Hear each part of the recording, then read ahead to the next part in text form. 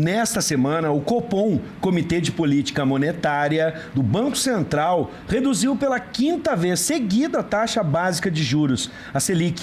O patamar de 4,25 ao ano é o menor, 4,25 ao ano é o menor em 24 anos, desde o começo do Plano Real.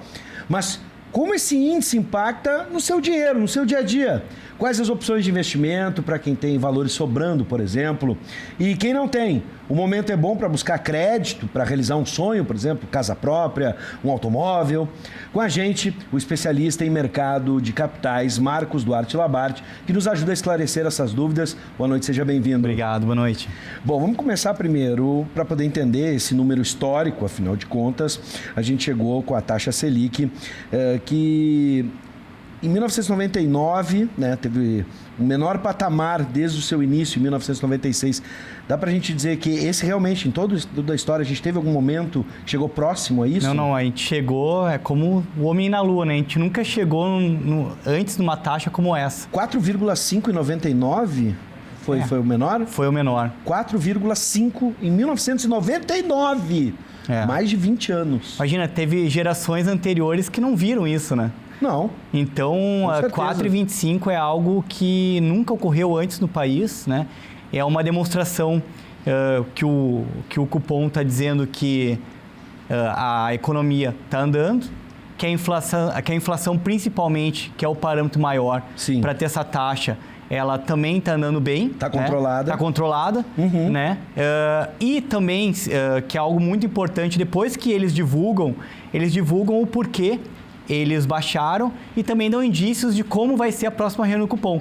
E na próxima reunião do Copom, eles já indicaram que não vão aumentar e nem vão baixar. Sim, então, essa marca de 4,25, ela deve permanecer na próxima reunião.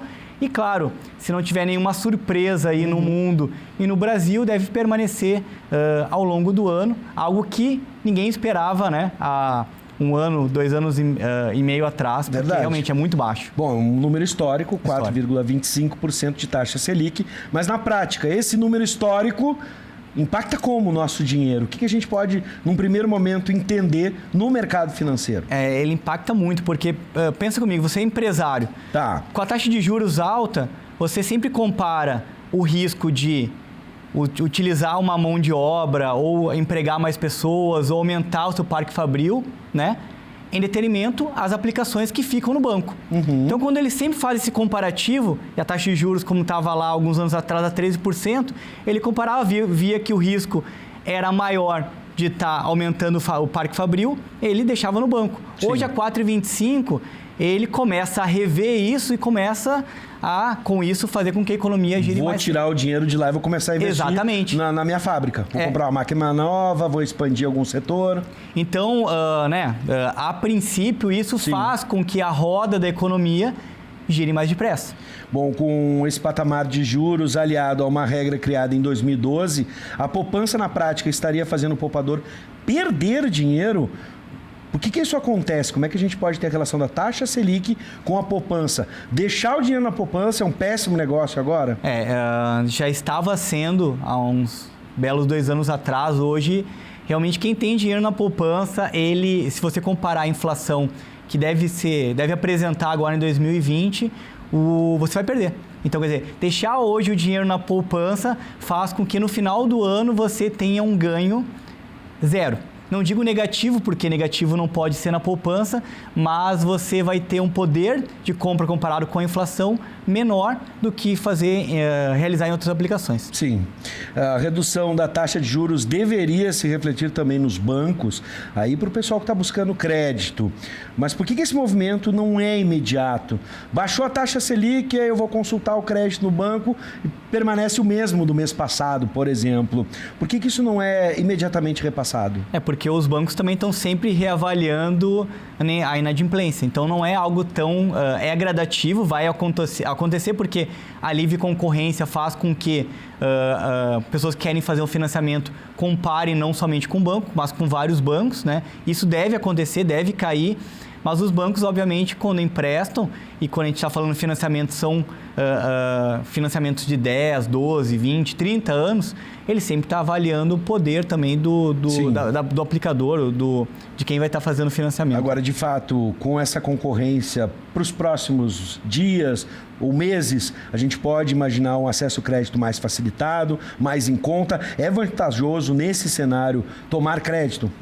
Sim, se você conseguir fazer isso bem negociado com o banco, e obviamente o banco ele vai estar muito avaliando também a sua saúde financeira, né? É um momento muito propício, né?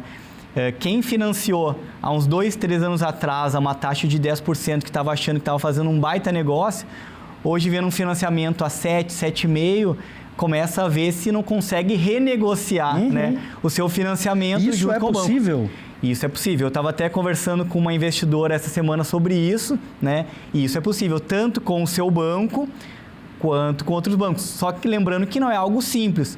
Quando você vai transferir para um outro banco, o outro banco vai pedir também as garantias, você vai ter que fazer novamente uma reavaliação do bem. Então, às vezes, o custo que você vai ter para fazer essa mudança não é tão interessante. Então, a minha dica é, vá no seu banco, converse com o seu gerente, põe alguns argumentos e, quem sabe, uma negociação interna do que você já tem pode ser a melhor solução. Mas existe a possibilidade de portabilidade. Com certeza. Trocar a sua, seu financiamento, a sua dívida com outro banco. É algo que poucos conhecem, né? Mas existe a possibilidade da portabilidade. Mas tem que botar na tem banco anunciando agora isso. Eu já peguei na televisão um banco anunciando isso. Traga, né, seu financiamento, negocie aqui com a gente. Talvez Perfeito. Agora fique mais comum, né? Mais fácil. Vamos pegar um exemplo agora na prática, tá? O brasileiro comum.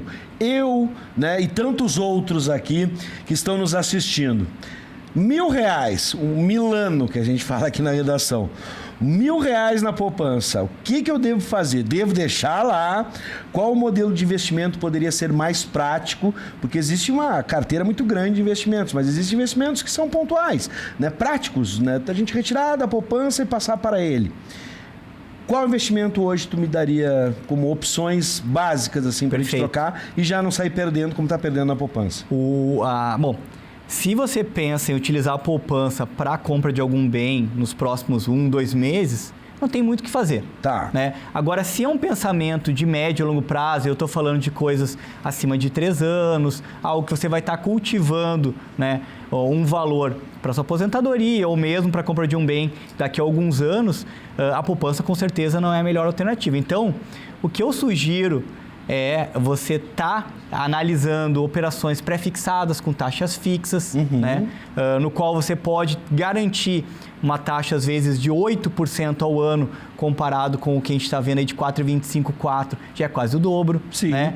Ou, obviamente, num pensamento de você correr um pouco mais de risco e ter mais retorno, as ações, que a gente sabe que não era até pouco tempo algo que o brasileiro conversava muito, mas se a gente for ver, o ano passado, 1 milhão de CPFs entraram e fizeram cadastro na Bolsa Brasileira. Eu tenho esse número, a Bolsa de Valores encerrou 2019 com alta de 32%, muito graças à chegada de pequenos investidores. Perfeito. Né?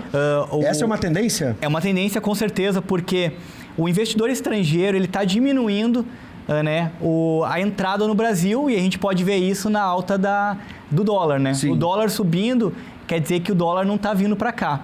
Então, o especulador não está vindo para cá e quem está realmente ganhando a Bolsa Brasileira é nós, pequenos investidores, que estamos fazendo as nossas avaliações, né? Obviamente com um especialista por trás ou uma análise por trás e começando a diversificar e aí, assim, entrando num caminho que muitas vezes ninguém tinha entrado, que era a parte da renda variável. Falaste no dólar agora, essa também pode ser uma opção de investimento? Como é que a gente pode entender a relação com o dólar? O dólar é realmente algo que hoje mesmo também, a maior alta do dólar nas últimas semanas, hoje bateu mais de 4,30, né?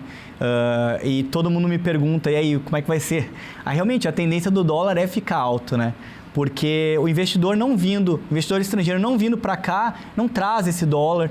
E esse dólar não vindo para cá, obviamente, a gente acaba ficando com o dólar alto. Então, eu não sugiro o dólar, tá? Mas, obviamente, para quem já tem o dólar ou para quem vai viajar, eu sugiro começar a comprar isso agora.